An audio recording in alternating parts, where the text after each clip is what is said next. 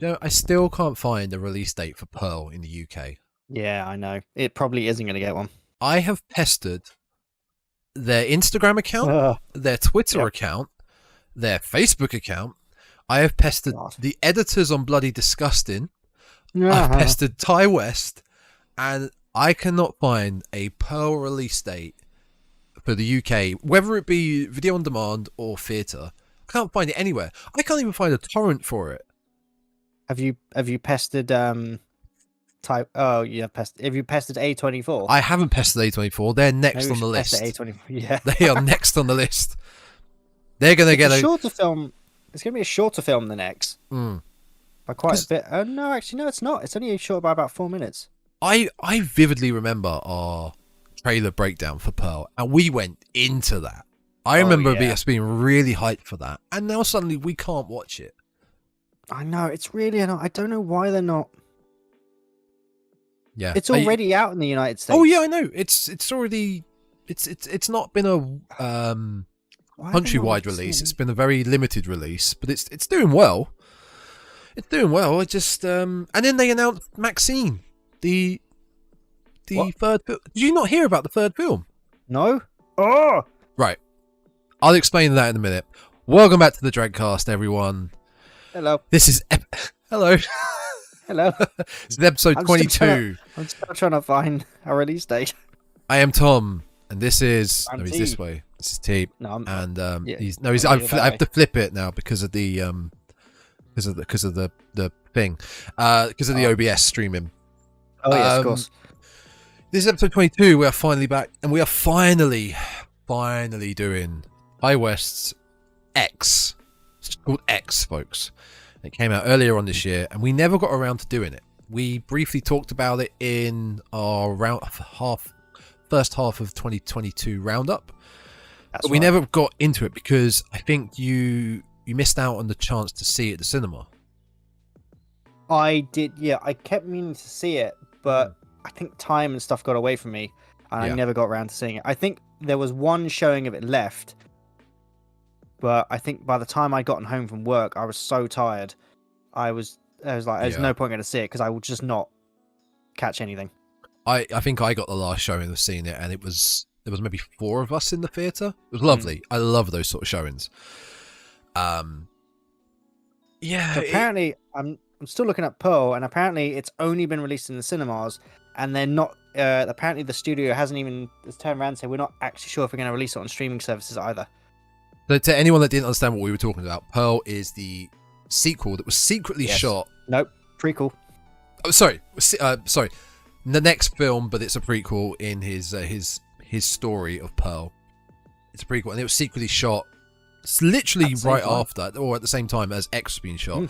And now they have released info on the third film called Maxine. The X, there's been 3 X's in the word Maxine, and it's about Maxine. So this is now a sequel to X. That's interesting. I wonder what they're going to do for that then. No idea, but it gives me the impression that this was the plan all along. See, I have a theory, but I hope it's not the case because it will just make the whole franchise just absolute rubbish. If it is. I mean, obviously, and I noticed this upon re-watching X over the last few days. Yeah. That there are things that Maxine does in... Well, no, I take it back. If you've never seen the Pearl trailer, you probably wouldn't have noticed this. But since we saw the Pearl trailer, I've now noticed Maxine does and says certain things that you sit there and you look at it going, okay, but Pearl did that as well. Yeah. Oh, they share a lot of the same characteristics. Yeah. So I'm hoping that what they don't do is in Maxine, they do some weird film and then they send her back into the past where she's like, cool, I'm in the past. My name's Pearl now. I'm going to grow up, meet my future self and send her back. And I was really hoping that they don't, that Pearl and Maxine aren't the same entity or person. I hope it's just a coincidence that he plays her and it's just a fun bit, you know? Like you said, yeah. Well, because there's a bit in this film much later in the film it's where Maxine is in the house. She's having a photo with Pearl. It's the photo, but they deliberately blur out her face. Yes, I noted that. Didn't when you first watch X, you're like, okay, cool. There's just not, the cameras just can't pick it up. Yeah. But now you sit there going, well, no, because Mia Goth plays both characters. So if they showed the face, people are like, well, that's you. Why are you in that photo? You're the same person. Of course, now it makes sense. So for this episode, we after doing Grindhouse, Planet Terror, which took 2 episodes because we had so much to talk about. We did. Even though we had so much to talk about, but also we did basically a shot-for-shot review of the film. Yeah. We're going to dumb it down, and we're just going to talk about what we liked in the film, what we didn't like, pros and cons, whatnot. So should we get the premise out of the way? It's a very simple premise. Very simple premise. Oh, yeah, it's really easy. It's pretty much, you have a group of adult entertainers, we should call them, and they closed down for work one day, and the producer, Wayne, I must admit, Wayne is one of the better characters in this film. He's fantastic. He's great. I love him. He's great. To be fair, we'll get into this later, but all the characters in this film are great because they don't fall to the stupid stereotypes of horror, which is lovely. No, they don't. And basically, it's set in the 1970s. It's like mid-1970s, I think. 1970s, so the end of the 1970s. Yeah. And Wayne is sitting there going, right, the rise of home movies is coming up.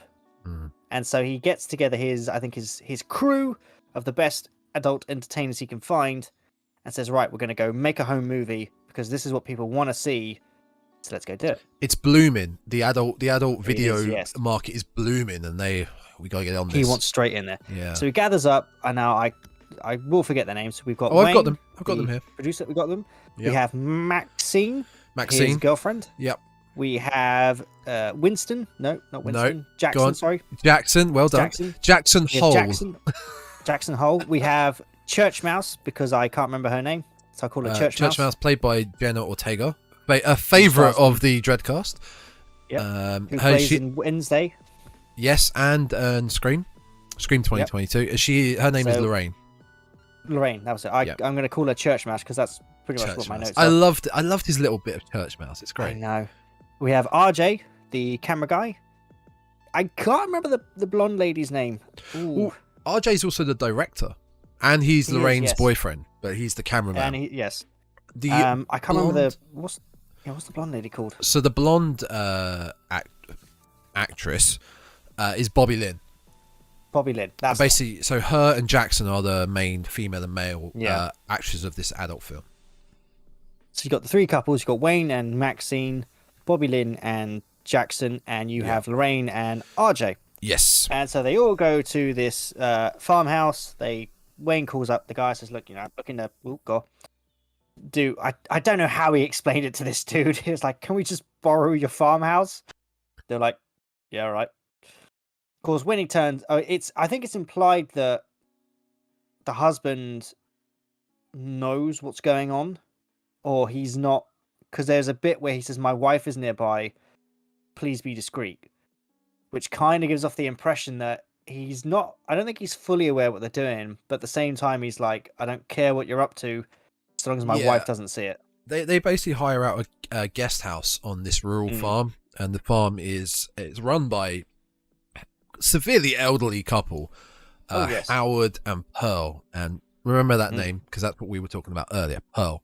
Yes. Now, Pearl is very ill. Not ill,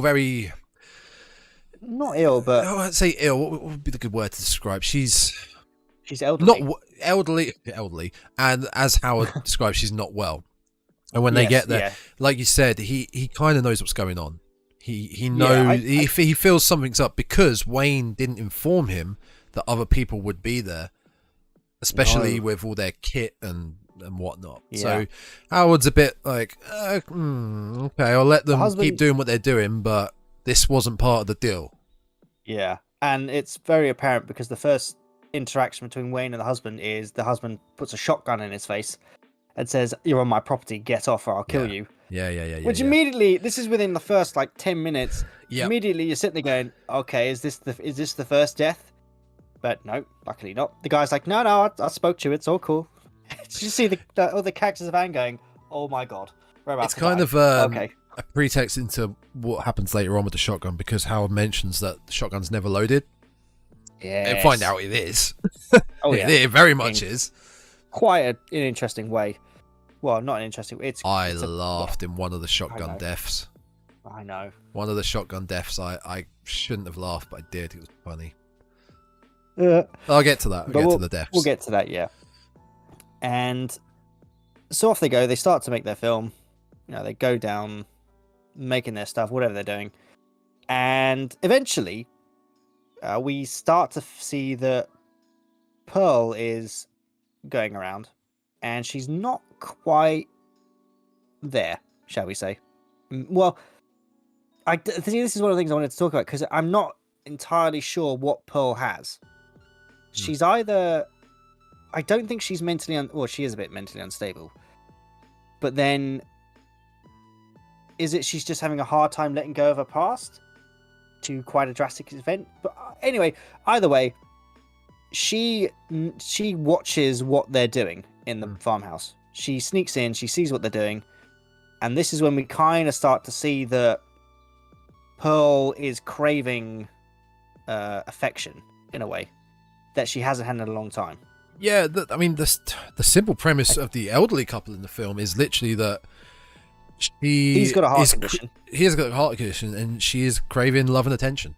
It's as sad and as simple as that, and he cannot give. But I think because of the fact she's not all with it in her brain, you've got a mixture of that plus her just demanding some sort of sexual anything,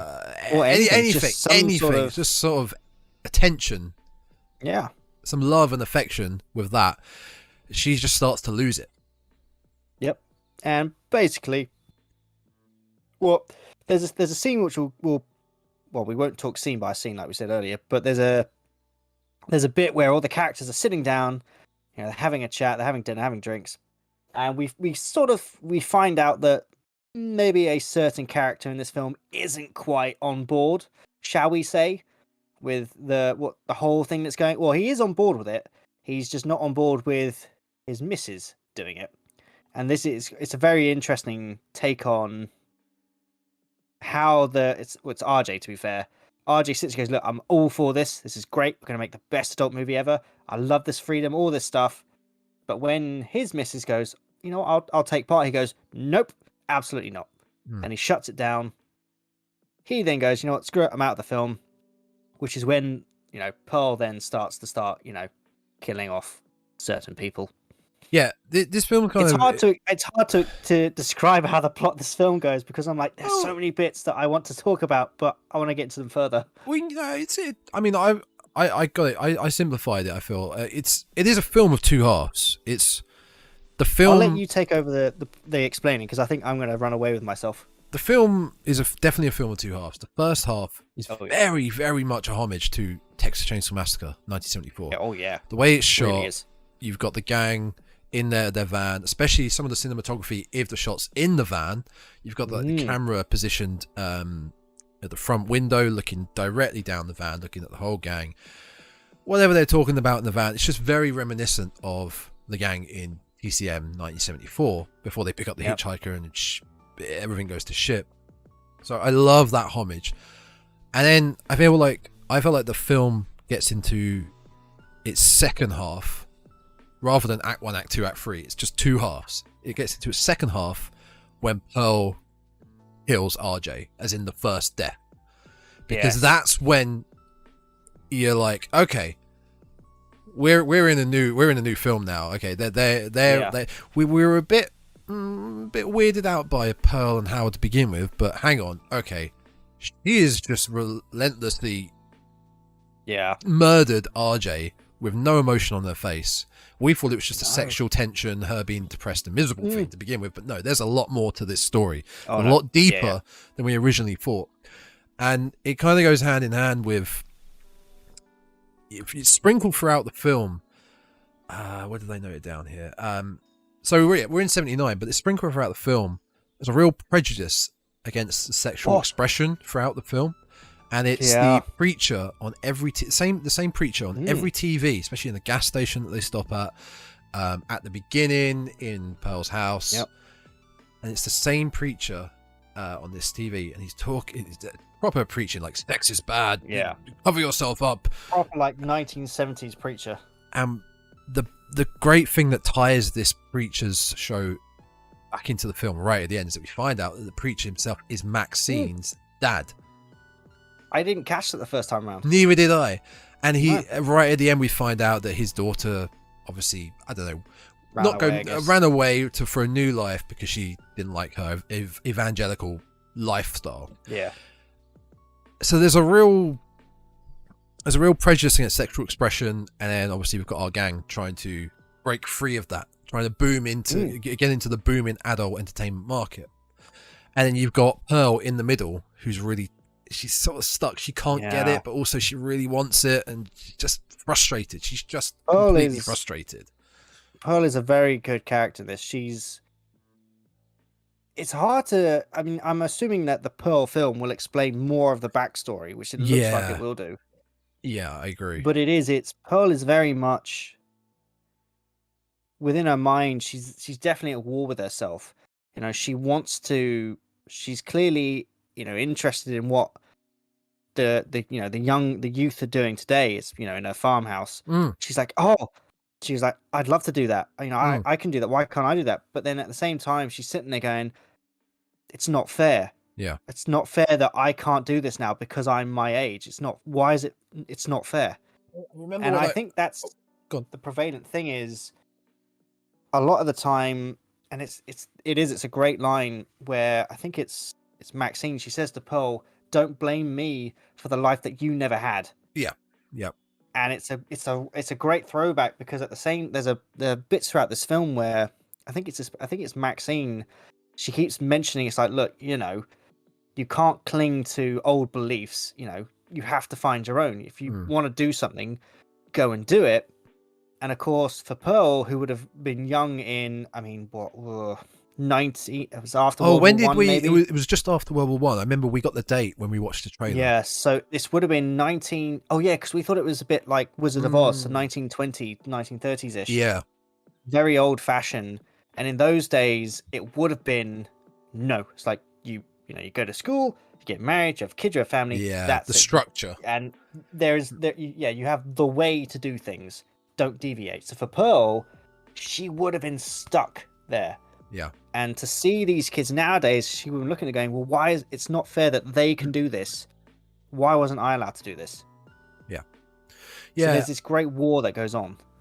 I remember when I did see it at the cinema, I remember coming out basically thinking, yeah, this is a film with two halves, but the second half, it felt more like a dumbed down horror film, like a more modern dumbed down horror film. And I didn't mean that in like a sense of I need explicit violence and gore, because there's great violence and gore. It's not too overdone, it's not too underdone. But I was kind of hoping for more of more substance than just an old couple that have lost their mojo, and an elderly man who can't get it up or has a heart problem. I was just expecting a bit more substance than that. Yeah,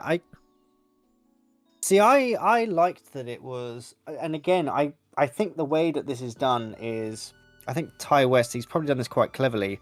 I think in order to get the full story, you have to watch it in the order that the films are coming out. So I think you'll have to watch Pearl to get all of their histories, because then when you watch X, you'll be like, oh, see, now that makes sense. I get why they're doing that.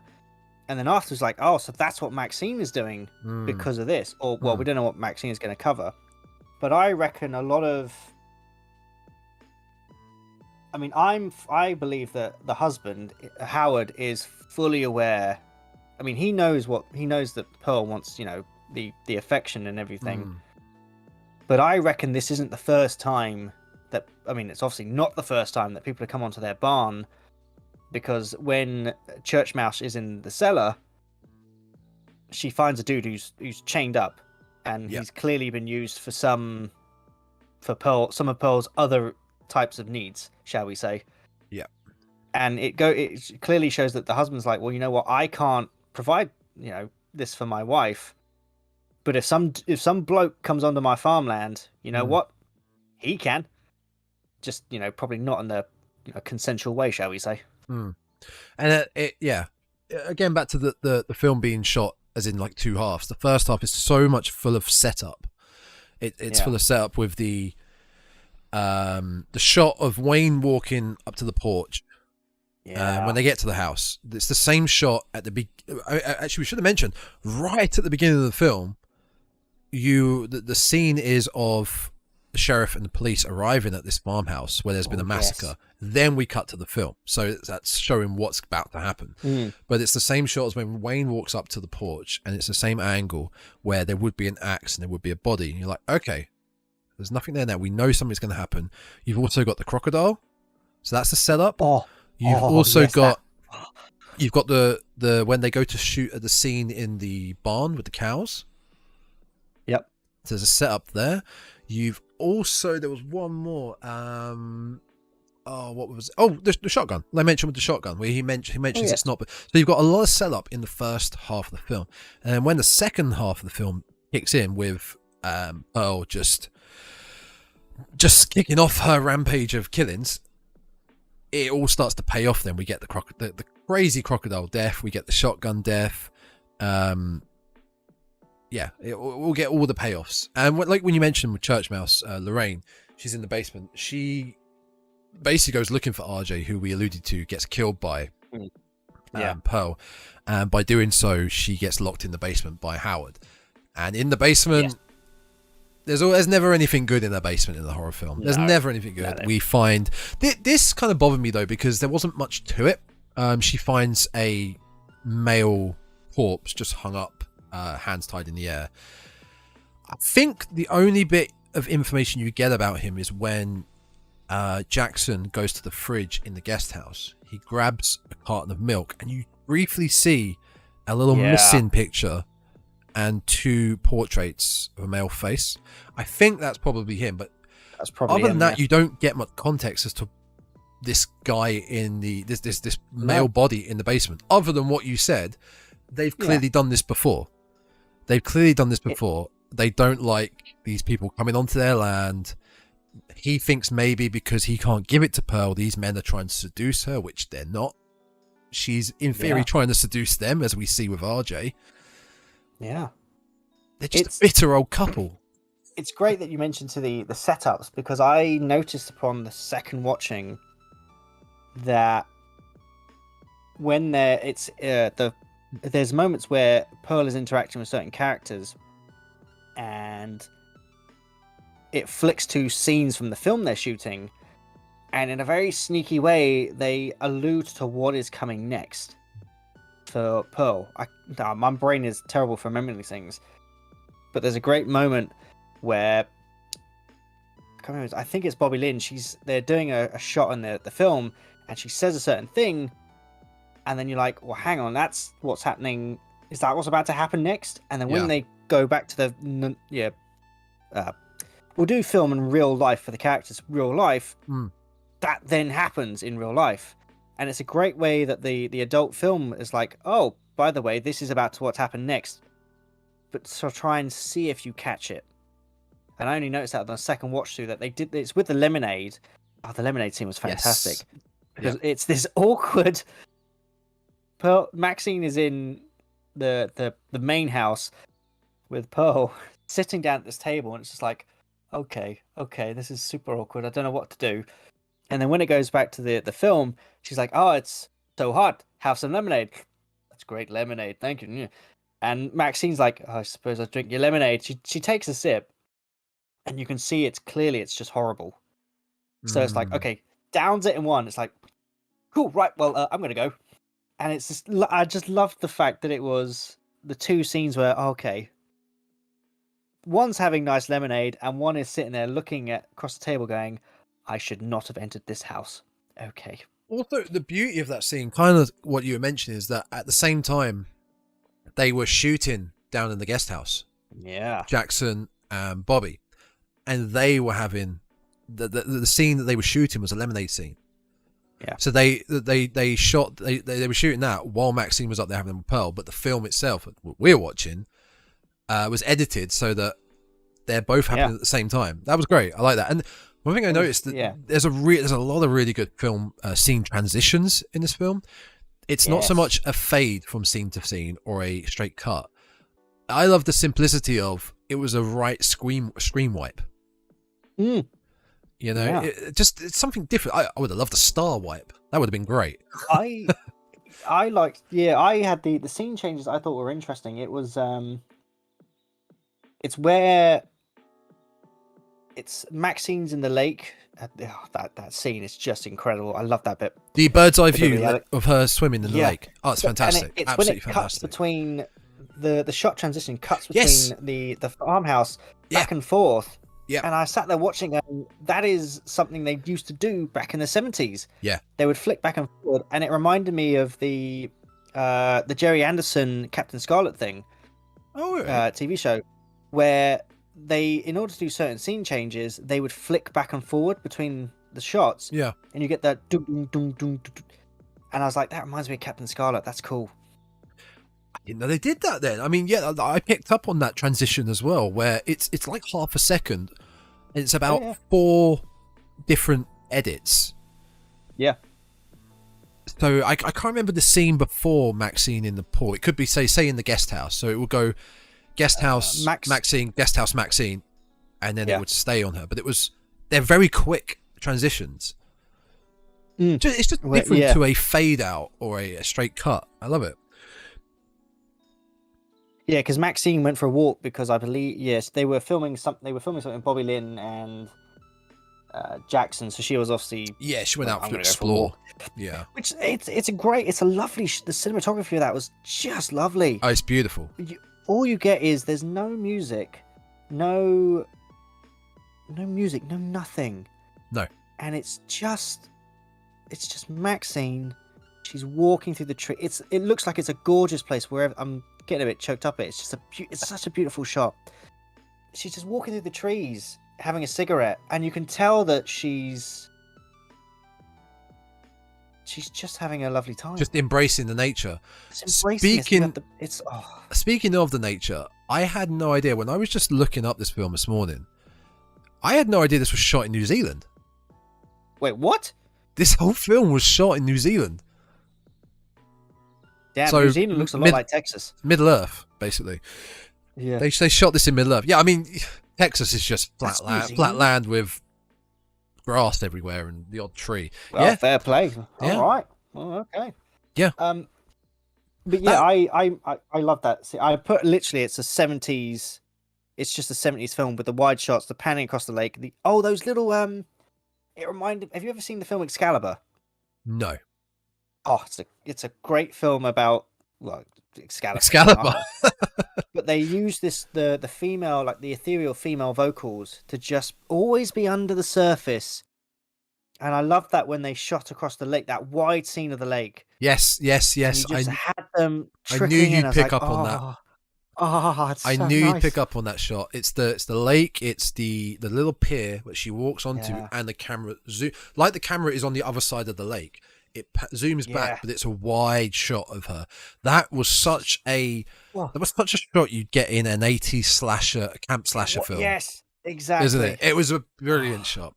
And then also with that scene, we get a quick glimpse of Pearl in the background, just following her. Yes, very eerie. I like they took their time to introduce Pearl as in full on the camera.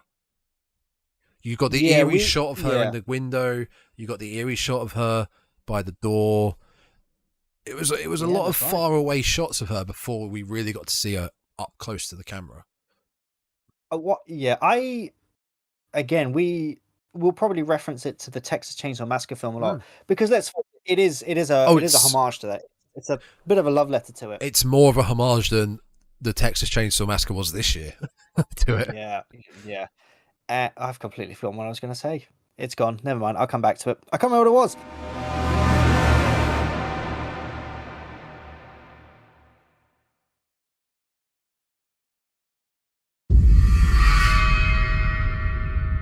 So, do you remember? Do you remember what you were going to say? I remember what it was now.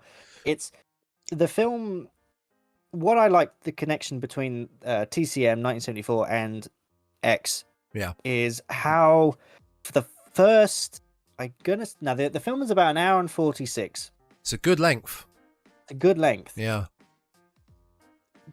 But the first hour of this film, it's filled with slow tension, little subtle nods. There is actually some humor in this film, which I quite liked. It's mainly when they're discussing the adult film and certain bits around. I loved it. You're watching a behind the scenes of a porn shoot. Yeah. Because there's a moment where obviously Jackson and Bobby Lynn have done their acting, I guess you could call it. And they shot their scene. Where she's cleaning off. Yeah. She cleans stuff up. She's like, oh, great. And I'm like, I started going, this is funny because this is obviously not what you see when you watch certain things on the internet. But it is. There are adult entertainers who are like, oh my God, it's got everywhere. Right, give me a towel. Right, let's get that off. There we go. And I thought it was just hilarious. But it was, I felt like the adult film scenes were used as a way to ease that tension. They build it up like, oh, nothing's paid off, and they're like, oh, however, have this little humorous moment between Bobby Lynn and Jackson talking about how he's not all he thinks he is. She's a better actress than he thinks she is. And you're like, oh, okay, it's a good little come down. Okay, that's nice. I love that bit. But the homage I was talking about was how the first, I'm going to say 45 to 50 minutes of this film is just character building, like the Texas Chainsaw Massacre. Yeah, setup. They help to build these characters up because they're not stereotypical horror cliches. No, they're not disposable. You could say they have the titles of them. Yeah. So, for example, Wayne is definitely the jock. Yes. He's a very built lad. He's very jacked. Yep. You have like the quiet girl. So you've got Church Mouse, who's the quiet one. RJ's kind of the nerd. Yep. So he's very into his filmmaking. And then Maxine, Jackson, and Bobby Lynn, you could say, oh, well, they're obviously the popular girls. I'd put Maxine as obviously the final girl, because she is the final girl. Oh yeah, she's the final girl. Yes. I'd put Bobby Lynn as probably the prom queen. The prom queen, the cheerleader character. Jackson, he's not actually like you. I never actually thought about doing this. Like they really do have they could have their stereotypical character tropes, but they don't at the same time. But Wayne, you're right, is the butch guy, but at the same time Jackson could be, but he's ex-army and he's kind of intellectual. He's not he's very smart. He's not like person. He's not a grunt. He's very, and I thought they did this very well in this film. Yeah, was they, even before anything happens, just when they're in the van, and obviously this is back in the 1970s where we didn't have mobile phones, or handheld tablets or whatever, things like that. So the only thing you could do on these long journeys were you had the radio on or talk to each other. You had to talk. A conversation. Like, well, when they asked Maxine, it's like, what do you want to do in your life? And she went, well, I want to go out, I want to see the world. I want people to know who I am. Yeah. And they all discuss their hopes and, their dreams. And you sit there going, see, this is where you get characters that are built up well, because it allows you to think, oh my God, yeah, I wanted to do that. That's what I want to do. Yeah. Not just like, oh, I'm going to graduate, then, I'm going to go do some stuff. Like, okay, right. You have there's no character here. You're cannon fodder. It doesn't have to be much. You just need a bit of character building. Yeah, just something. And it made every time one of the characters in this died, you're like, oh no, because you come to love them, and you think, I don't want any of you to die, but obviously you have to. Yeah. Whereas a lot of characters in horror films now, you're like, I hate you so much, just die. Yeah, none of them were unlikable at all. No, they weren't. None of them were. Not even I think the douchiest is probably Wayne, because of but he's still not that hateable. He's fine. He's a bit. I mean, he's a character. I would say he's a fantastic. He's a great character. I like the fact that he's kind of like the daddy of the group. He is a little bit, yeah. He's trying to hold things together. He's like, I don't mind. Do this. it gives out advice. It's like, look, Church Mouse, if you want to do it, this is up to you. You got to do it. He talks to RJ. It's like, look, she's going to do it whether you like it or not. So tough shit, mate.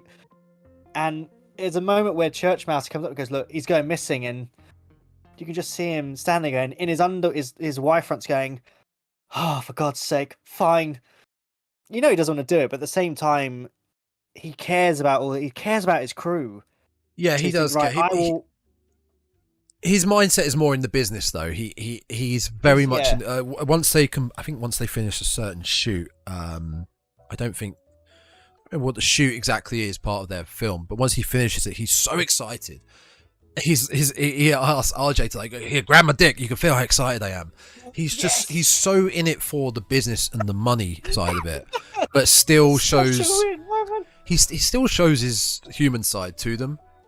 It's where they just filmed Bobby Lynn and Jackson doing their scene. Yeah, and it was the interact, because RJ is an aspiring film director. Yeah. And he's doing all these cinematic shots. So he's treating it like a film. Yeah. Yeah. And the guy's like, just keep doing that. Just keep doing it. He goes, look, you've made my dick so hard. Just feel it. And RJ's just like, ooh. He grabs his hand and like, feel it. It's like, feel it. It's like, oh yeah, okay, cool, go do it. And it's just what makes it. I thought Wayne was just great. I loved all the characters. I thought they were fantastic. I did realize that they're. Did you catch the name on their van? The name on the side of their van? No. Their name on their side of the van is Plowing Service, and I thought that was absolutely fantastic. Very good. That's very good. What they do. Well, I like you. So you bring up that, big homage to Texas Chainsaw Massacre, and this. I think the first half is more of a homage, but you could put it the whole film is a big homage to Texas Chainsaw Massacre, the original, because there's also a great scene where. Before the lemonade scene, actually, Maxine goes and she's exploring the house a bit. Yes, that's right. She sees Pearl, doesn't she? And then she goes to have a look for her. And the way the house looks, all gritty and grimy. Obviously, not as gritty and grimy and disgusting as the Sawyer house, but you've got the same shot of the camera inside the house looking towards the front door with the what do they call it in America? They have like two doors, don't they? They have a screen door. A weird screen door. You see the like a porch door or something. Yeah, you see like a sort of silhouette of Maxine standing in front of the screen door with the stairs going up the side. Very much similar to the Sawyer house, where like Pam or Kirk would go looking around the house before they were obliterated out of the existence. But yeah, there's a lot of good subtle homages, I'd say. I think that while we're here, just talking about, let's say, the lemonade scene and in the house, let's go back to what we mentioned earlier about that picture. Oh, yes. That threw me when I watched it again earlier this morning for the second. I did not notice it. So it's after they've had their disgusting lemonade. Pearl's talking about her history with Howard, I believe. And she points out this picture on the wall of her performing, which we now know she does from Pearl, the trailer. Yeah. And it's Mia Goth, who we know, again, Mia Goth plays Pearl. She plays two characters, which I didn't realise until after I saw X. And it's Mia Goth in the photo. Just very carefully blurred out a bit. I really did not catch that the first time. No, I didn't. And it's only when watching it again, like you, the last few days, it's got to be, it has to be Mia Goth, because they filmed Pearl at the same time. So they would have added in these little tiny references. But of course, when you watch it for the first time, you would know that. Like I did the first time, I thought, the camera just can't pick that up. Yeah. It's too close to it. But then now you think, oh no, hang on. That is the same person, and I get it now. Did you pick up when you first watched X that Pearl was played by Mia Goth in full-on body prosthetics? Even the second time I think watched I told you. I was looking close at her and I was like, I still can't see her in that. They did it so well. They hit her.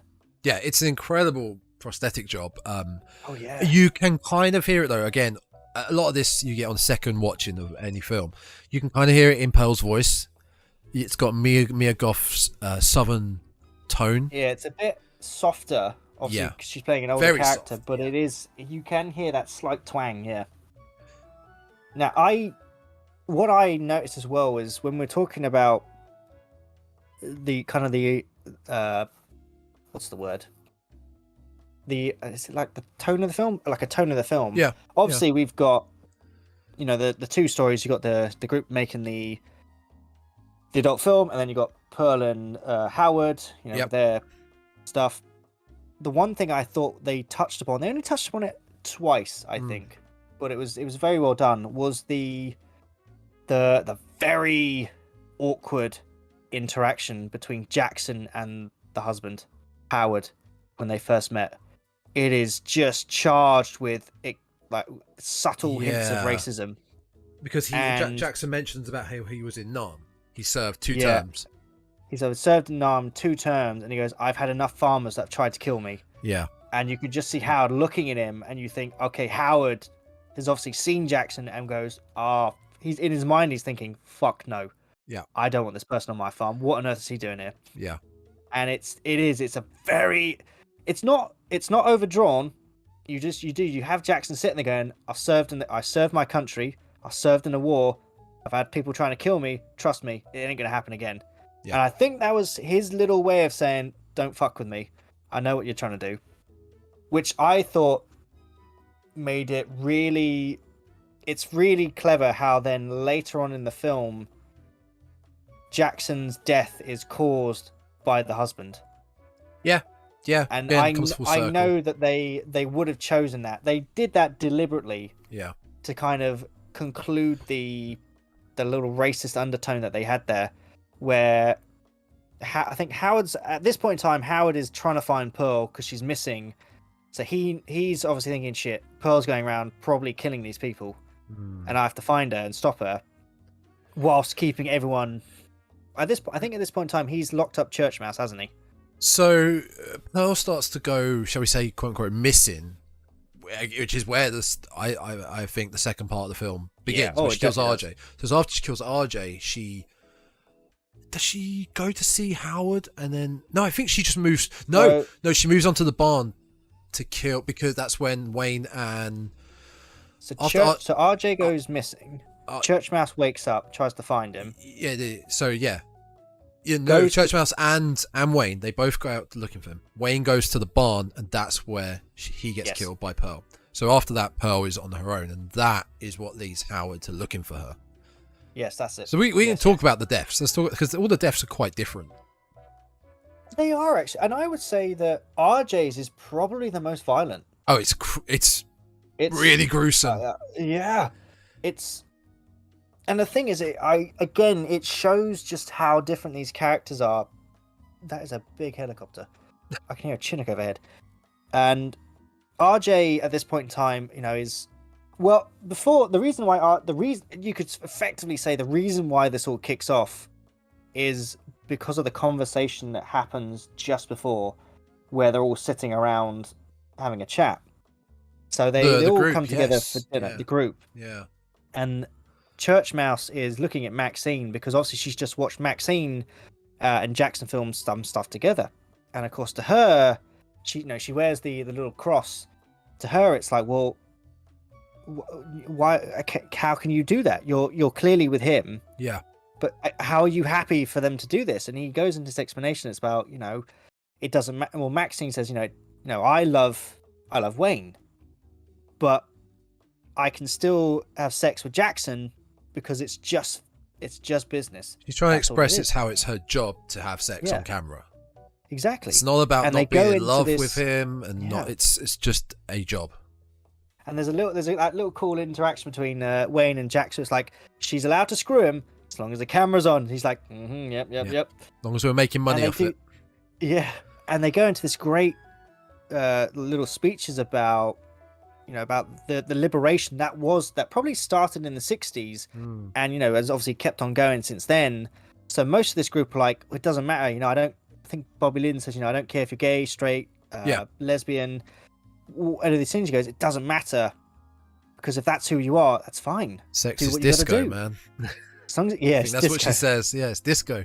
And this is where RJ starts to show his true feelings about certain things, because he's all for it. Yeah. It's like, this is great. We're going to do this. But when Church Mouse goes, well, you know what? I want to do this then. I want to join in. If we're going to do this, why can't I do it? And RJ goes, "Ha ha, no," and it's deadpan serious. He's no. He comes out of the business mind and goes into personal relationship mind, and he's all for doing the film. He's all for shooting porn. He's all for other people breaking their not breaking their relationships, but having polygamous relationships in a way. Yeah. But when it comes to him and his partner, no, he's not up for that. Yeah. He's not up for. And whatever he said, whatever he says, Lorraine, aka Church Mouse, she's not taking it, and she wants to be involved. She wants to shoot a scene, and that's exactly what happens. And he's gone. Yeah.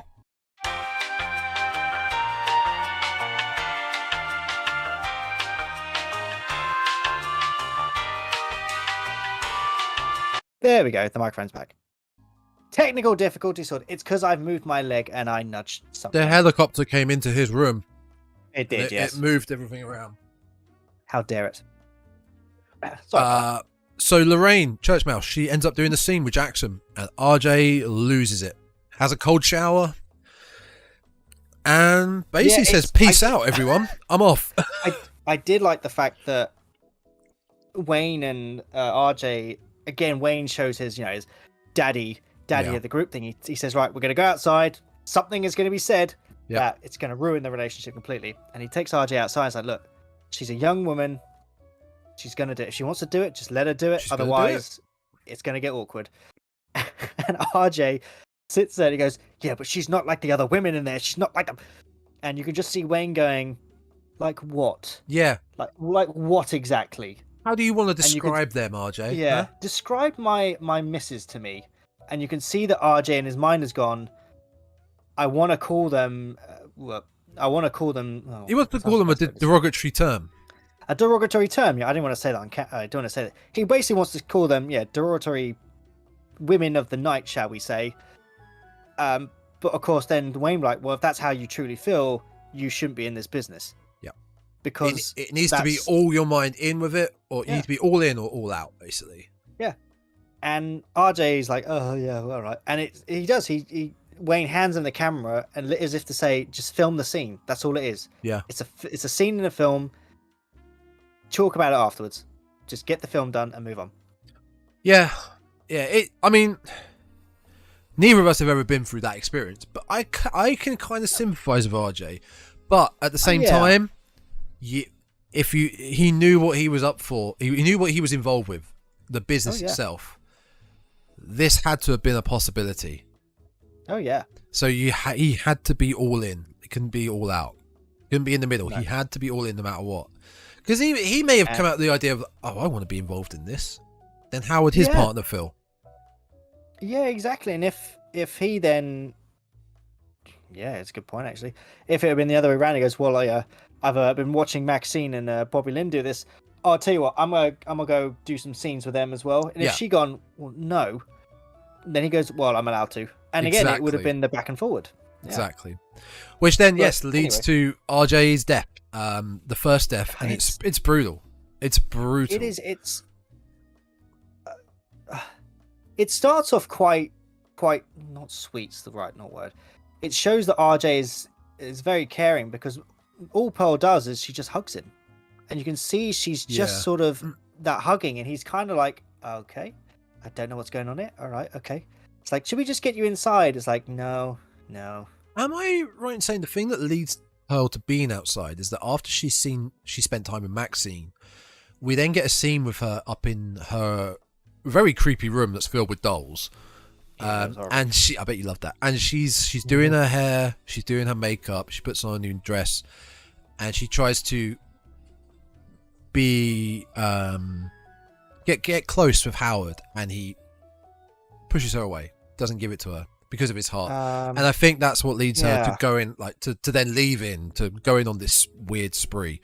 I think it does, yeah. Just as a context of her being outside, because she just appears outside as he is about to drive away in the dark. She just appears. Yes, she's probably left the house at that point. Yeah.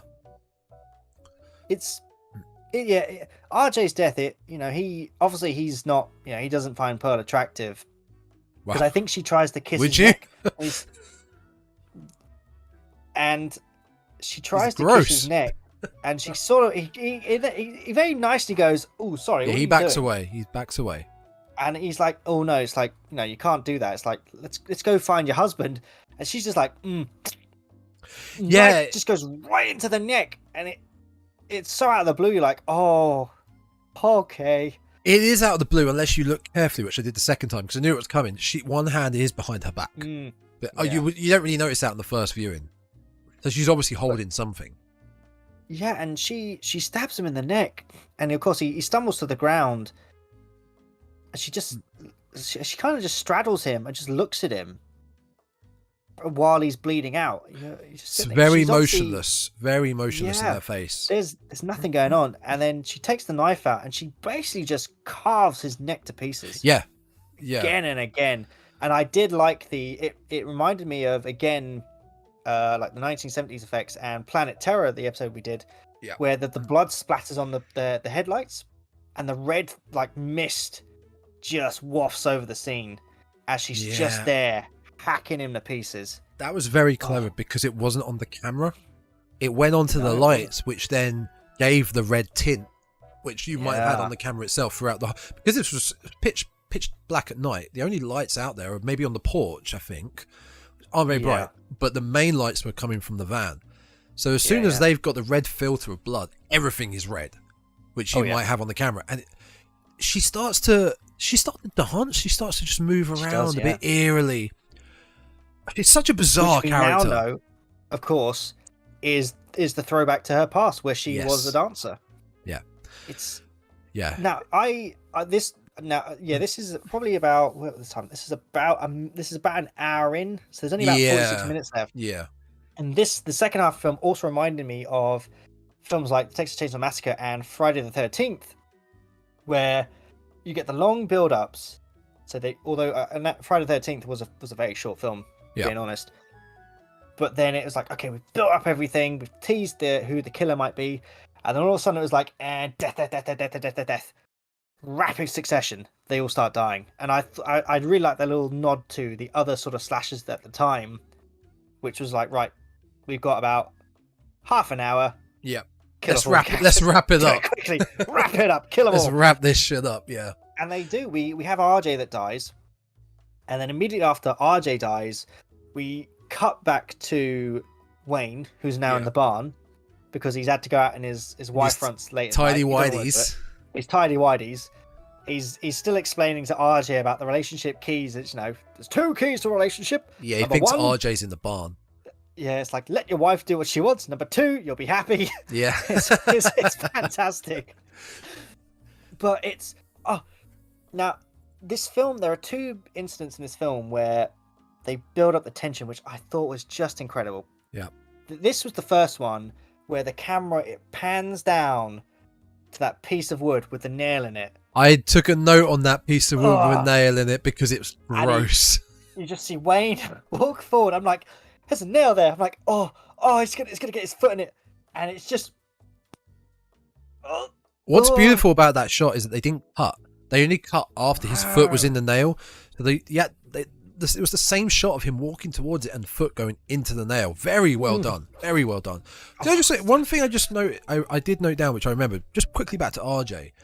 Yeah. While he's got the van running and he's being dissected, the song playing is "Don't Fear the Reaper." Yeah, I love that. I love that little tie-in to. Well, we have a new Reaper here, Grim Reaper, and it's Pearl. I did like that. The soundtrack's actually really good. Yeah, it's really good.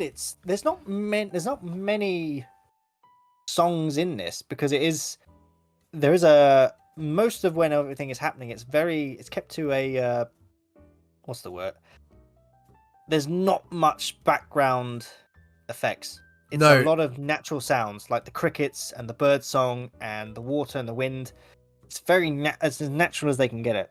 Yeah. The actual music it's very specifically used. Like I said, like Don't Fear the Reaper. I like when they leave at the beginning of the film. They leave to go on their road trip. It's In the Summertime by Mungo Jerry. Yep. Like we're all going on a happy journey. Summer holiday. Yeah, and then we're not. No, and the second, the really tense scene is that blooming alligator scene with Maxine in the lake. Oh, I think I sent you a text after I watched it the first time. I think you did. Like, oh my god, that alligator bit, and I think it's teased in Pearl with the alligator. I don't know if it was in the trailer. It is in the trailer. I do remember us seeing the alligator or crocodile in the trailer, whatever it is. Small alligator thing.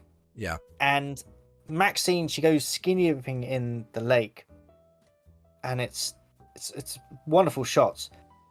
And then she kind of gets up and goes, right. And she just starts to casually swim back to the shore as the alligator just follows. Almost quicker than swimming there. And I remember watching it the first time, and even today just going, swim faster. You have to swim faster. Swim faster. But no, it's just casual. I'm like, oh. And it is. There's no music. It's just you watching it going, is she going to get in? Is she going to get... We've definitely mentioned that before in past reviews, that no music with somewhat of a killer following or an intense scene is even more intense without the deep bassy music. I did only notice on my second watch through was when Maxine she sits herself up on the pier. She's still in the water, and you're still watching it going, it's behind you. Yeah. Get up. And there's a bit where she kind of like lifts herself up slightly, and if you look just under her armpit, you can see the alligator's face almost at her feet. And it's only when the Wayne shouts action that she jumps up, and you're just like, oh, perfectly timed. Oh my god, perfectly timed. Oh, it's a great piece of cinematography. And like I said, even today watching it again for the second time, I was still sitting there gripping my fingers, going, "It's gonna get her. It's gonna nip her feet, something." But don't forget about the alligator, because we do come back to the alligator probably in a minute or two with Bobby Lynn. Back to also Wayne. So Wayne was in the bar, and we talked about the nail in the piece of wood. In the foot. It's something about more subtle, horrific injuries are just so much more gruesome than a splatterhouse, a gore fest. Yeah. Something like that will make you wince so much more than someone being gutted or dissected. Yeah, because I think it's not relatable. Well, it is relatable, because at some point in our time, we've all probably stepped on something really sharp. Piece of Lego. Yeah, it's mainly a piece of Lego. And you remember that feeling of, oh my god, I remember when that thing went in my foot. Yeah. And it is so painful. It reminds me of probably most people's first introduction to like a nail in the foot. Is, let's face it, it's most likely Home Alone, where he sticks his foot right down so slowly. You're like... I was going to say, actually, there's a clip in The Simpsons, an early Simpsons episode where Homer does it. And it's so smoothly animated because he has a swear jar. Yeah. And it's out in the garden. I just vaguely remember it. His foot goes like it's like his foot is a sponge, and he goes and he's like, "Ow, that hurts." I can imagine it's incredibly painful. Well, if you look at, I mean, it's a big-ish nail. It doesn't go through his foot, but if you think about it, you have bones in your foot. Lots of bones. Must have punctured a bone at least. Yeah. And I mean, Wayne handles it spectacularly well. It's got to be said. He just sort of collapses like, "Oh my god, I stepped on a nail." God damn it! There's one more. There's one more subtle injury that I noted. It's when he yells at the cow. Oh yeah, no, he calls a cow a cheeseburger. He calls a cow a cheeseburger. Fantastic. The other quick subtle injury I remembered saw was when Lorraine is trapped in the basement by Howard. She's trying to escape. She breaks down a bit of the door, and she gets her hand through trying to unlock it. Howard comes back and he uses the butt of his shotgun, and he's whacking it at her hand. And when she brings her hand back, you see her knuckle, about 2 knuckles. The bones are broken and out of they've broken through the skin. That is horrific. Again, more horrific than a simple gutting or whatever. And again, it's because obviously it's not relatable to having your fingers mashed in by a shotgun. But again, it's the little tiny injuries where you just do them. if you're working with a hammer, you might whack your thumb or something. You're like, Exactly. oh, yeah, I know what that feels like. Yeah. It's that feeling of, oh yeah, I remember that. Ooh.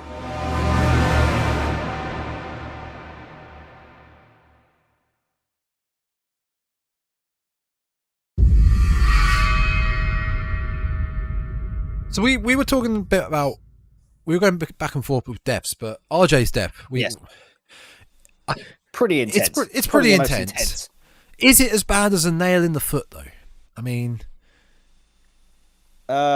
is it as bad? I mean, no. I mean, well, I don't know. I mean, a pitchfork through the face. RJ got stabbed in the neck, and then he got stabbed again. So he was probably thinking, "Well, shit, this can't last for too much longer because I'm probably going to die soon." Yeah. Whereas Wayne's on the other hand is like, "Great, I've now got a whacking huge hole in my foot. Yeah, it's probably going to hurt for a while." And then I get a pitchfork through the face. It's in a barn, so it's probably covered in like cow shit. So yeah, it's probably gonna get. And to be fair, he does touch upon it. He does say he's probably going to get like tetanus from it or something. Yes. Yeah, that's awful. We don't want that.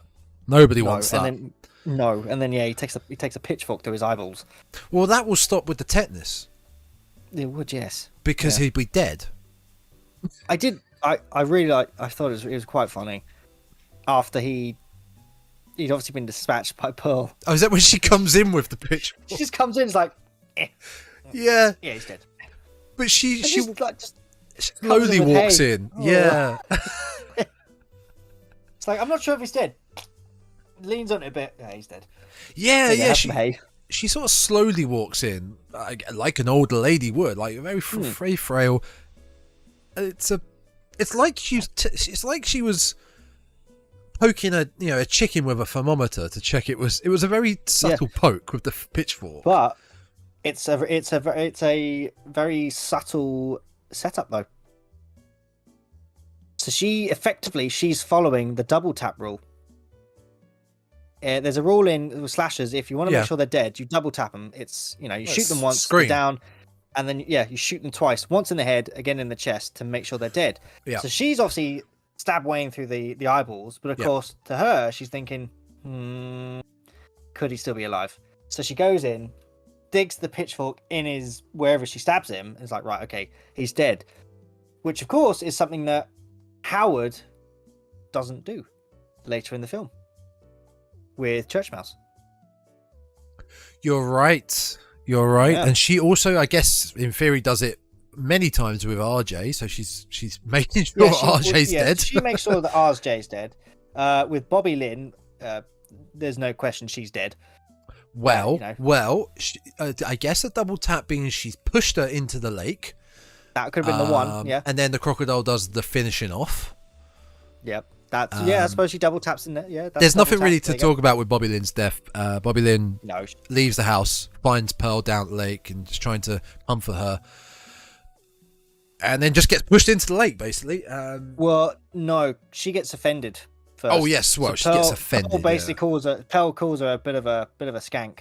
She goes, "Well, you're not a nice person then," and she's like, "Well, fuck you too then." Yeah. Off you go into the lake where she's devoured by the alligator. We'll let our pet alligator. Was it just me, or when we got the shot of the I feel it's a crocodile. I feel like alligators are a bit slimmer. I don't know. I did double check it. It's alligators. Is it an alligator? Okay, well, never mind then. When the alligator actually grabs her and then starts thrashing around with her, the CGI, it looked a lot bigger than it originally was. I was getting kind of Lake Placid vibes. Like it looked like a giant alligator compared to original. I did notice that because it's like they scaled it too big. One of my thoughts was when we first see the alligator, when Maxine's doing her little kind of bathing bit, you see the alligator's like kind of the snout of the face of it, and you think, oh, it's not that big. It doesn't. But then when it goes towards her, you look at the size of it and think, no, that is a big ass alligator. That's huge. It's massive. It's massive. So whether or not they got it wrong in the CGI, that might be. It just looked a little bit bigger in scale, but that absolutely devours Bobby Lynn. It's a magic alligator. Yeah, she's every time it eats something, it just like grows a bit. So RJ's gone, Wayne's gone, RJ's gone, Bobby Lynn's gone. Now Jackson's about to go. Yes. No, is Jackson gone before Bobby Lynn? I think Jackson's gone beforehand. No, I think if Bobby Lynn went first. No, wait, because well, the thing is, the husband gets rid of Jackson, so it could be they're doing it at the same time. Because Bobby Lynn goes to find Pearl after Pearl has been in bed with Maxine. Yes. Do you remember that? Yeah. She runs out with her naked. she, strokes her, doesn't she? Yeah. And then Maxine wakes up. That's what we were talking about at the start of this episode about the theories between Maxine and Pearl. Yeah. There's something that's connecting these two because Pearl doesn't seem to want to hurt Maxine at all. No, not at all. Hugely enamored with her to the point where she will just try and stroke her and just to be near her. She doesn't seem to want to hurt her. The other character's like, I could not care less about you if you died off. But with Maxine, there's something that's connecting her to her. She wants to be near her. Yeah, I mean, hopefully we'll find something out in Pearl or Maxine. Yeah. Yeah. I think you're right. Jackson might be next after Bobby Lynn. So Jackson and Howard are out looking for Pearl because obviously, I guess once Pearl has pushed in, it is Jackson first because Jackson leaves Bobby Lynn in bed. Oh, you're right. Yes, you're right. Yeah. Jackson goes out. He goes out to help Howard looking for Pearl. Try and find. That's that fantastic shot. He's just standing there. He's like, "Yeah, man." It's like I served in the army, and you're like, I can see some shots, like massive dong. Like you're very well enamored, mate. And he's just standing there, like, yeah. It's basically like a silhouette of that. Just it pretty much is. Yeah. Dangling. For the audio viewers, I am holding up a Mr. Sheen to emphasize that he had a massive dong in his silhouette, just hanging there. It's how it's just there. It's like my wife's missing. He's like, but I've got a massive penis, mate. That's what's important here, okay? Like, I'll go get my clothes on. How's like, yeah, you do that. Okay, let's go. So yeah, they go to find Pearl, and again, this little racism that I want to know where this comes from. If it's just something Howard's just brought up with. Hopefully, we find a bit more in Pearl about where this comes from, or if it's something that's just something happens to him. We'll find out then. But I think he tricks Howard. I think he tricks Jackson because he says, "Oh, she's down there." Oh yeah, he does. He does. Yeah. And you know that Howard knows that Pearl's probably not there, and he picks it up and he goes up to her and he says, "Look, she's not there." Yeah. And Howard's like, "I know she's not there." It's like, "I know what you're doing." Yeah. And then he goes, "Well, no, you don't." He goes, "I don't care what you're doing," and he just shoots him. That's it. Yep. Yeah, he genuinely feels that, like we said earlier, because Howard can't give it to his wife. He feels that one of these younger gentlemen is going to do it, especially after seeing that piece of weaponry that he's got. Mighty mammoth Johnson. Knob. Johnson. You're so British. I know I am. I'm so British. You just seen his giant knob swimming between his legs. It's big. He's thinking, well, it's like, I'm not having that on my farm anymore. Nope. And yeah, just casually I mean, I don't think he'd need to double tap Jackson because, I mean, not many people can take a shotgun point blank to the chest. That's probably game over. Well, not many people can take it to the face, but Lorraine takes it in stride. Yeah, she does. She takes it pretty well. We'll get to that in a sec because she's the only one left other than Maxine. One note I did just take, which I forgot to mention, the scene we talked about earlier where they're all in the guest house together, right? Is this where they're having dinner? Yes, the dinner sandwiches. Yeah. There's one line I picked up on. I can't remember who says it. I think it's either Bobby or Jackson, but they say, or Maxine, one day we're going to be too old to fuck, and that was very much a line that ties in with the whole film. Yeah, because unfortunately, that's what Howard and Pearl are dealing with right now. It's quite sad to see it. It is sad. I felt quite. Not heartbroken, but what's the word? You can't. The film doesn't portray Howard and. Well, I mean, obviously Pearl is not right. She's obviously not. For me, I felt that Pearl couldn't let go of the past. She is so stuck in the past. Yeah. To her, it's like she knows that she's old now. She knows that she's not quite the beauty she once was, but she can't let it go. And she needs someone just to show her that even at her age, someone still finds her attractive. Yep. But none of the younger ones are like, well, I'm sorry, but you're not attractive to me. No. And obviously her husband, and there's this little tender moment between the two of them where I can't remember how it first initiated. I think it's after she has. Oh, Howard finds the two lemonade glasses and he gets a bit pissed because he knows someone's been in the house. And he goes to try and tell Pearl off, I guess, but Pearl's like, well, why don't we just try this? And he looks and goes, I can't. My heart won't take it. And you know that for a while that it's like, I can't give you anything. If I do this, my heart's just going to die. It's a very emotional It's quite scene. heartbreaking. Yeah. Yeah, it's quite heartbreaking to think these two probably could have had a lovely, twilight years of their life.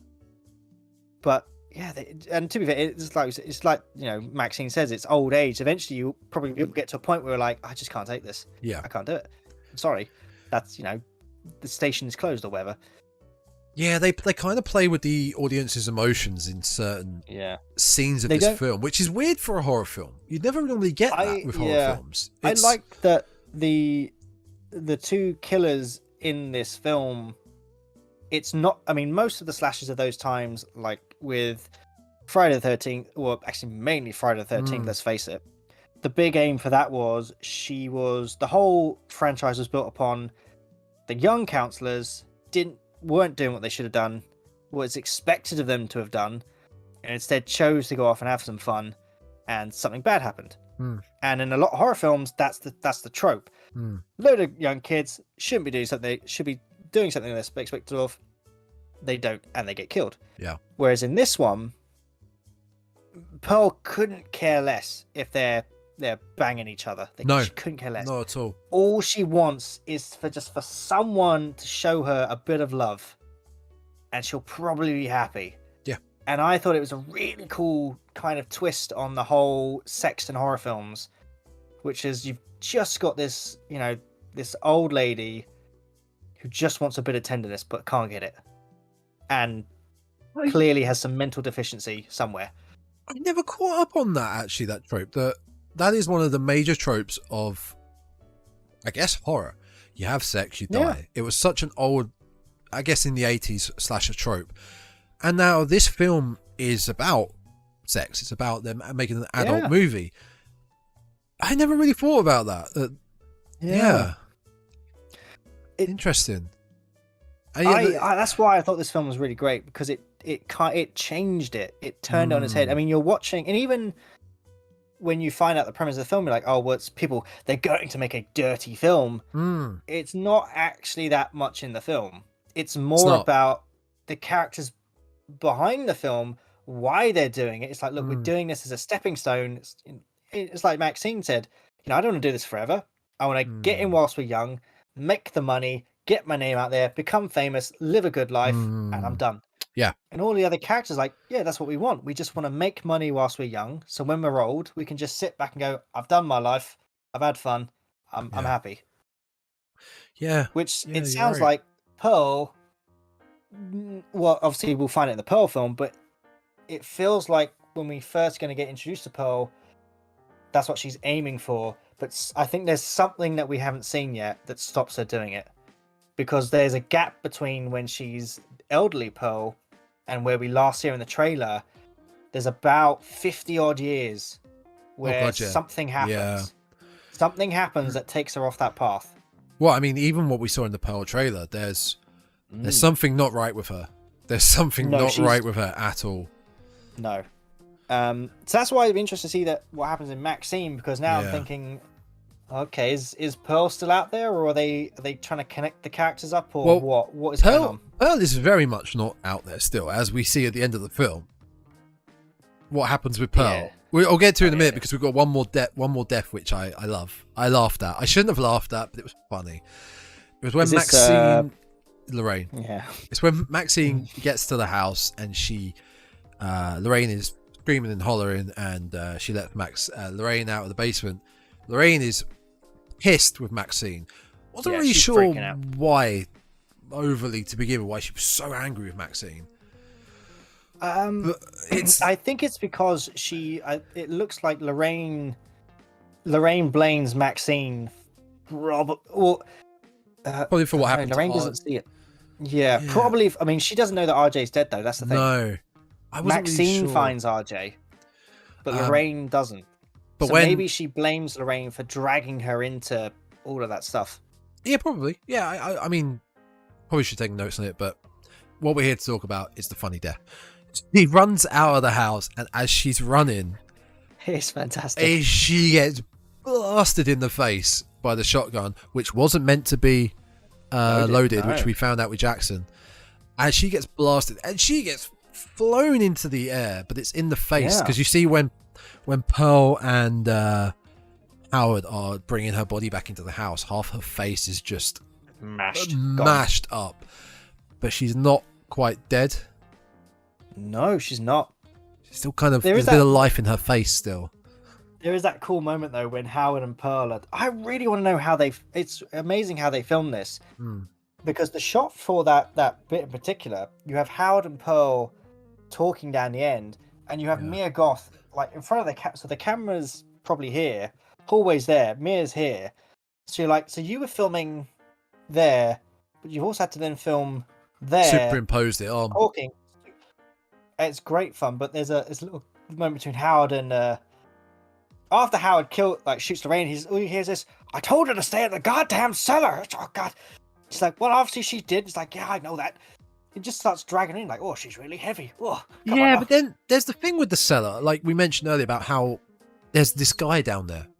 I believe it's a corpse hanging. I don't think he's alive. I'm assuming he's dead. Yeah, and we think it's a missing guy. Maybe someone else who would have stayed at the guest house and they weren't happy with. But what's their end game? If they're going to keep her in the basement, what was their end game going to be with these people in the basement? This is where I was saying earlier, I wanted a bit more substance other than old couple were just bitter about their sexual relationship. I wanted a bit more substance. What are they doing in the basement? Why are they keeping these people? Just again, something. This could be something that we find out in Pearl. We could. Because like we just said, there's 50 years. A 50-year gap. Well, I don't know how old Pearl and Howard are in this film. But maybe that gets explained. Maybe. Because it could lead into, why is that guy down in the cellar? What did he do to be down there? Why were his pants down? Well, it's obviously probably fairly explanatory why his pants were down by his feet. But it could be, it's like, oh, okay, well, are they kidnapping people for Pearl to keep?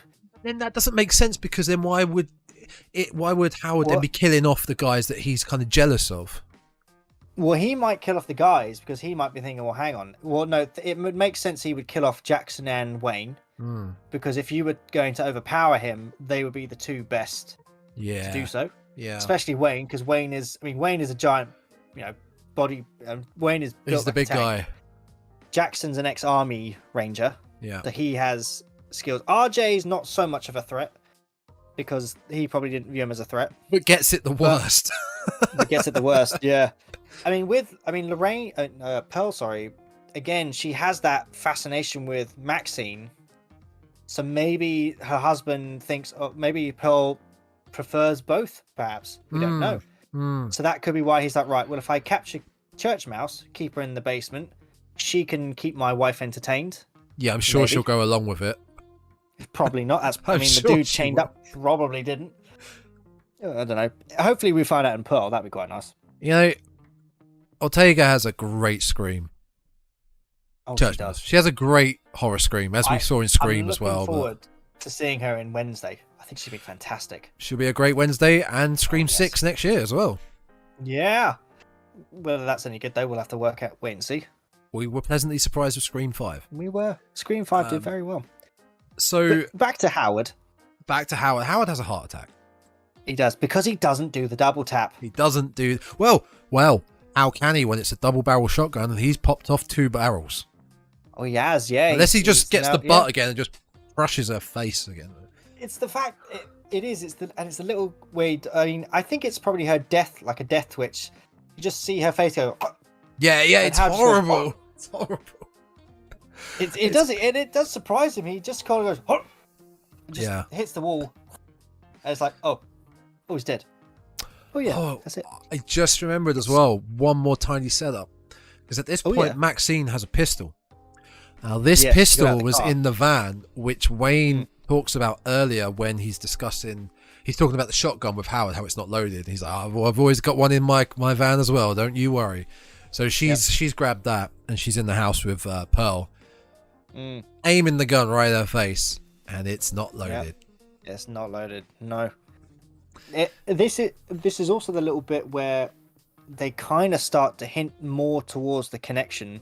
Yeah, there is. Well, no, I take it back. I'm looking at this. The problem is I'm discussing this having seen the Pearl trailer. But if you haven't seen the Pearl trailer, you haven't seen X, watch X. Don't watch the Pearl trailer first. It's a shame. It's a shame we couldn't have done this before we watched the Pearl trailer, because now we know a bit more now. Do, and it's the moment where Maxine is looking at her, and she tells us, like, the whole world is going to know my name. They're going to know what I did. And she references, and of course, now that we know, that is a line that Pearl uses in the trailer, where she says, the whole world will know my name one day. And there's something that connects these two. I don't know what it is. It's very interesting. Going on there. Very interesting that now we know that there will be some sort of connection, hopefully. Yeah. The both of them use way too many similar sentences for each other. So and something is going on between them. Very same characteristics and mannerisms between them. But the pistol is not loaded. Pearl quickly picks up the shotgun, which I just mentioned. It's a double barrel. He's used two, loaded, but it's loaded. She manages to fire one off. It just misses Maxine, or it could have been a ruse by Howard, because it could be he obviously, when he's talking to Wayne about the fact, it's never loaded, it's just for show. Could that just be his way of, like, a false sense of what's the word? False, not security. Like a false, like a sense of misleading. It's like, don't worry, the shotgun never loaded. When actually it's like, no, it is. Or so simply he just killed Jackson and reloaded it. That actually makes more sense. Maybe he double tapped Jackson. It's like, shoots one chest. It's like, no, hang on a sec. There we go. He probably just reloaded it. That's the logical reasoning. But I love when Pearl does fire it off, because she's so weak and feeble. It launches her into the front garden and breaks her hip. She's on the floor, out of it. Yep. And Maxine is like, I'm out. Peace out. Peace. I'm leaving. Gets in the van. Yep. And this is where we see that Pearl is not going to be in Rush Hour 3, because her head gets absolutely caved in by the van's tires. She runs over a few times, and it's great because you see it. You see all of it. You see it burst. Has already been set up in this film. With the cow? With the cow right at the start. There's another setup. Another beautiful setup at the beginning. This film is very clever at setting things up that you then don't realise till much later on. And you look back and go, oh, you did tell us what was coming in a very clever way. Yeah, film with two halves. The first half has so much setup. It's brilliant. I appreciated this film a lot more the second time I watched it than I did, because if you remember, I wasn't the biggest fan of this film. More than you loved it. I loved it, yeah. But the second time round, I enjoyed it a lot more the second time round than the first time. One of the other things I noticed the second time around is the two things. There's loads of things. We've also touched about the picture being blurred, because now we know it's Mia Goth again. It was that Maxine is the preacher's daughter. The preacher's daughter. I just thought she was quoting clips from him, because this dude seems to be on TVs everywhere. So she's just like, I won't live a life that I don't deserve, or something like that. I obviously looked away when they showed her face on the screen, so that's probably why I missed it the first time. Yeah. But it was when Maxine looks at RJ's body, because obviously she's hacked it. I didn't realize this, but if you look at the way his body's lying, his body's kind of like here, and his head, which should be straight up, is actually looking towards the camera. So she pretty much virtually severs his head completely. Yeah, that would make sense by looking at how much damage she does to his neck. Yeah. Which is then quite amusing, because then her first death was absolutely obliterating some bloke's head. Yeah. And then that's what happens to her. That's true. That's a very good point. Yep. Do you know, I had one more note on this film. Oh, yeah. Which I missed. One last note, but it's not important at all. It's just something that I found quite funny. At the beginning, where we're introduced to pretty much everyone in the gang, it's at the strip club. Yeah. It's where Bobby, Wayne, and Maxine work. It's girls, strip club. Yes. When the camera pans out of them leaving in the van, it's like in the most oil refinery, industrial. Yeah. It looks like the size of a city, like a town. There, and it's just this one little strip club in the middle of this incredibly miles wide oil refinery, gas complex, industrial complex. There's just this one little strip club. Girls. What a awful little place to work in. I'll tell you what. Let's have a look at some IMDb trivia, because we do like our trivia. So the adult film that they're making in this film, The Farmer's Daughter, called The Farmer's Daughter, which was an adult film that came out in 1976 called The Farmer's Daughters. It was an actual dirty movie. Well, I'm kind of intrigued by it now. So I kind of want to check it out now. I know. So this is obviously about Pearl. Yeah. So obviously, because as I now found out, it was filmed in New Zealand. So after the day after X was premiered at the South by Southwest premiere, Ty West revealed that during pre-production for X, he had to do a mandatory 2-week quarantine in a New Zealand hotel. So what he did was he used those 2 weeks to write Pearl, the prequel. And because the production of X was wrapped, they still had all of the sets were built. They still had everything. And so he asked Mia Goth if she wished to remain in New Zealand and film Pearl, which she did. I mean, that is why they did it. That's a case of good luck. I mean, it would have been during lockdown, COVID times, right? Yes. New Zealand really heavily shut down. Most countries, but I know New Zealand did. They did the right thing. That's a case of good luck that he managed to have all that in the same place, and he could just utilize it and crack on with shooting the next film. So, this is interesting. There's a nod to When Harry Met Sally in this film. Of all films. Of all films. Okay. So, when Lorraine has taken part in the film, obviously she gets down to her underwear, and she's wearing a pair of underwear that says Sunday on it. And in Harry Met Sally, they're talking about day of the week underwear. And she goes, oh, well, why is the nun which has Sunday on it? And she replies, well, because of God. Which is amusing because they call her Church Mouse and she's wearing a pair that says Sunday on it. That's a very unique reference. Very specific. Yeah. So here we go. This is when we have... Also, Psycho was mentioned in this film when they're talking about cinematography. Did you not catch that? Is it towards the beginning where we're introduced with RJ talking about the filming? It's when they're arguing about... It's when Lorraine says, I'm going to do this film because they're only watching this film because of nudity. Yeah. And I think he says something about it. She goes, well, even in Psycho, there was nudity.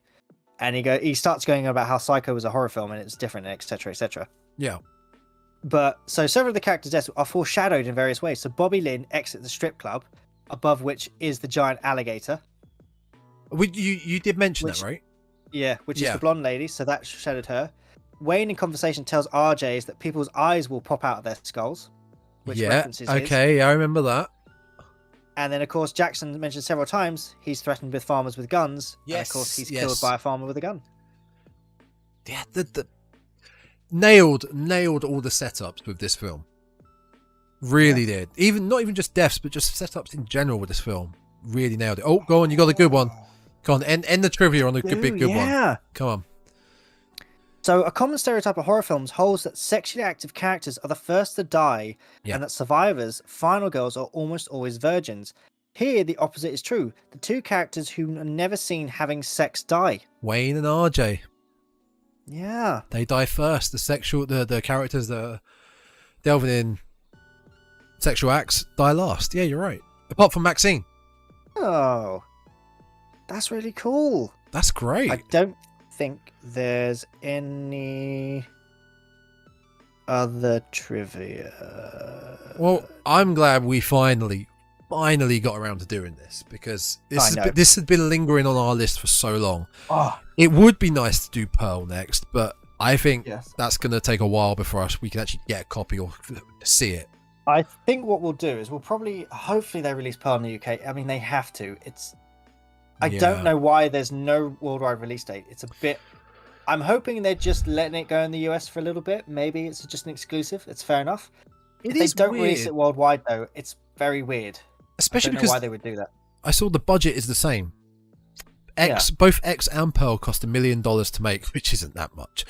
But if they had the same budget, and normally, if they're thinking, the budget was smaller on Pearl, they're not going to make a good profit out of it. They won't release it everywhere. Yeah. But there's the same budget, so I don't know the reasoning. I really don't understand the reasoning. It's also that they don't want to release it on streaming services, which is is very weird. That's usually where you make a lot of your money nowadays. Hell of a lot more accessible than theaters. Hopefully they just haven't thought it through yet, but they do release it. Yeah. So hopefully what we'll end up doing is we'll do like a Pearl one and a Maxine one whenever that comes out, and then we'll maybe have to do an episode where we connect the dots between all three of them. Yeah, maybe we can save it for the next when it actually comes out for Maxine, so we get a bit of time. Yes, I'm looking forward to it. No, I really enjoyed this discussion about it. Yes, this was good. We've got all of our horror ones coming up soon. We have October is busy. Yes. Now, as far as I remember our schedule, next week we have a duo, one of your favourites. Oh, yes. Because the second one, which we're talking about, Terrifier, has just been released. Yep. You haven't seen it yet? Terrifier 2. Have you seen it yet? No. Good. Because I haven't seen it. I haven't seen 1 or 2 yet. Those are my... I was like, once we've done this, that's my job now for the podcast. Yeah. Terrifier is amazing. We've recorded our X review. We've done our Hellraiser trailer review. Yes. I'm now on to Terrifier land. Oh, yeah. So, Terrifier 1 and 2 we will be discussing in the next episode. I'm going to rewatch it. As I just mentioned, we have just done a new trailer breakdown for the new Hellraiser film. Go check that out. And then most of October is Hellraiser and Halloween. We got new Hellraiser, we got new Halloween, and we'll do the OG Halloween. Yes. Oh, the OG Halloween is going to be great. It's going to be a good one. That might be a 2-parter. Probably. We'll see. All right. Let's get the hell out of here. Yep. Don't forget to follow us on all our social medias. Twitter, Instagram, TikTok. Send us an email at thedreadcastpodcast@gmail.com. Leave a comment in the comments below. Yes, that's the right word. We have seen some people leaving comments now. Thank you very much. And just a little update on the growth of the channel. It's doing remarkably well, I've got to say. Yeah. Now, I think the Slumber Party Massacre one, I think that's just getting bots viewing it. Because that's growing at a weirdly rapid speed. Yeah, we now have 220 subscribers on the channel, but... Whoop, whoop. Whoop, whoop. There we go. Thank you. Although, to be fair, Planet Terror, that's done really well. Yep. But Slumber Party Massacre is up to like 200,000 or something. Oh, really? Yeah, but I think it's bots viewing, because I think the when you look at the analytics of it, it drops off at like 20 minutes into it. We're not that bad, are we? I mean, oh, come on, you can get past the 20-minute mark. I'll take the view count. It's good enough. Yes. It's the most. I've never had anything viewed that much before. No, neither have I. Or that many subscribers. So thank you if you are here. Yes, we love you all. Appreciate it. Yes, the social media, just to be specific, the TikTok I think is different to the Instagram. The Instagram is _Dreadcast. Yes, and the TikTok is just the Dreadcast. That's the one. Our social medias are there. Yep. We have no official one for the Dreadcast yet, but I'm sure it will come in time. So until next time, Terrifier 1 and 2. I believe that's it. Yeah. So Stay creepy. Yeah, that's stay creepy. Early, you did it. Wait, hang on. Oh. Until next time, folks. Stay creepy.